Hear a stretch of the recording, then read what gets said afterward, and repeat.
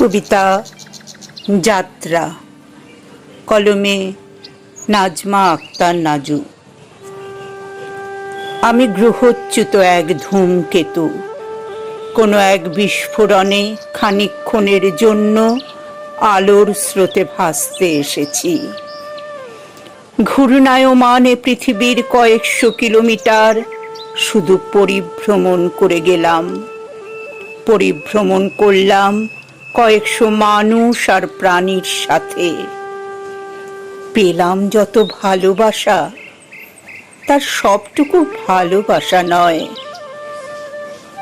পরিভ্রমণের শুরুতে ছিল আনন্দ, কিছু দুঃখ, কিছু রঙিন স্বপ্ন, কিছু আশা, কিছু প্রত্যয়। আর ছিল হাত বাড়িয়ে দেয়া। এরপর অন্য গ্রহের জন্য যাত্রা, আর এক পরিভ্রমণ পৃথিবী ছেড়ে। ভুলব চিরতরে তোমাদেরকে, তোমাদের পৃথিবীকে।